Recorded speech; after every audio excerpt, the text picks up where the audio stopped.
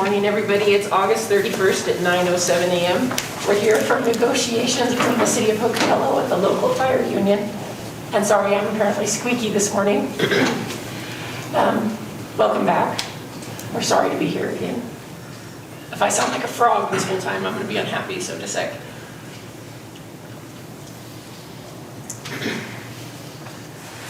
In working with your union president, Andy Moldenhauer, we discovered that there is a difference of opinion on interpreting one of the TAs that we signed, specifically TA number 22 from June 24th.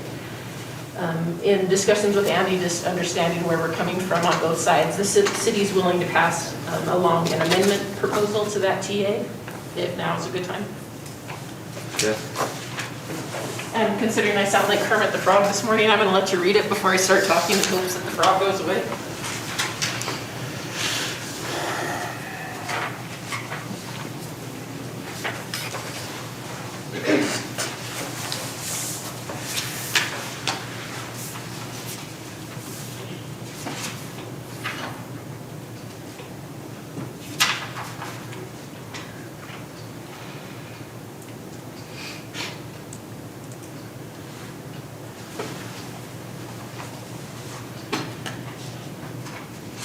Nick, I got you a copy, right? Yeah. Okay.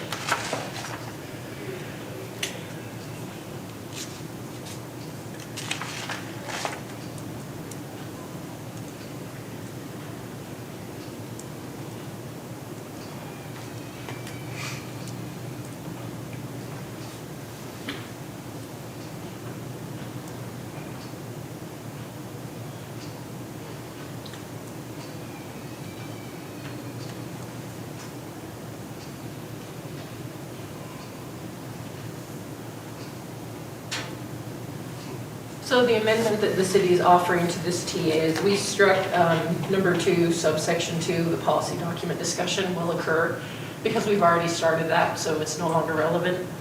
We added a subsection under number 4 regarding the MOU that will have to be ratified to adjust the language for the people moving on to the new shift. We added the word shift when talking about employees on subsection B. Number 3, we clarified the longevity pay and put the actual index number in. And number 4 adds that the TA number 23 will remain in place.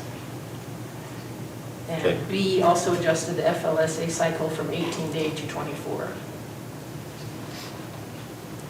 All right, so this would get rid of the discrepancy that we have as far as paramedic incentive.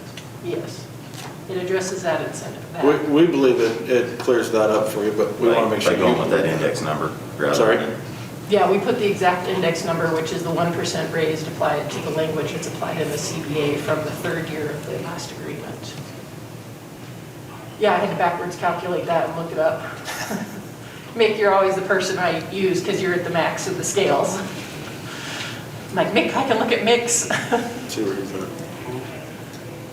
So you can't retire because you're my reference point, just as a point of order. Okay, I think we'll have to go talk as a group. Paradise is still available for you. Okay.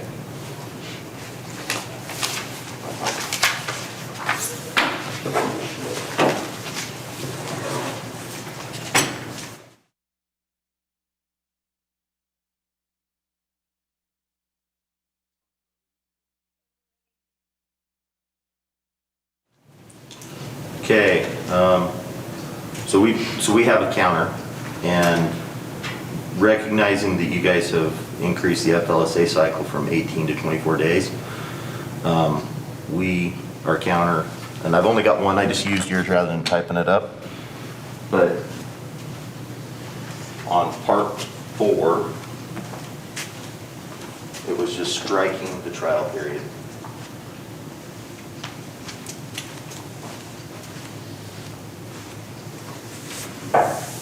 Strikes off number 2.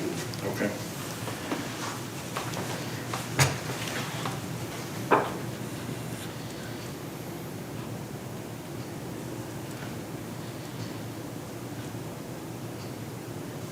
We're going to need to meet with City Council. We've extended as far as we can without going back before them because this change is a pretty big structural change to what the original TA was. So for right now, we'd have to say our TA number 22 would remain in effect. We'll reach out to council and then we'll reach out to schedule another date. Okay, did you not schedule for tomorrow, or do you? We don't does have that not give you time? authorization to go beyond, because this, to consider this is beyond the scope of what we have the ability to do without convening council. Okay, well, let us know. You know, we feel like we probably won't reach that point. We shouldn't reach the October 22 date. We've had a lot more, we've had more successful negotiations or more successful conversations with AC O'Hearn in the room, and we feel like we've made progress towards having the implementation plan in place. I agree, and I think the discussions are going well. However, there is not something signed, so taking this piece out of, to amend the TA to remove that is a very big change, and that needs to be considered by council. Okay, well, there's not, and I understand that. There's not been a single other department in the state that's went to the 4896 and then went back. I understand. However, you did sign the TA that had the trial in, so Yes. again, I have to Of report course. to council. So we'll reach out and let you know when we have communicated with council and when we can arrange to meet again. Okay.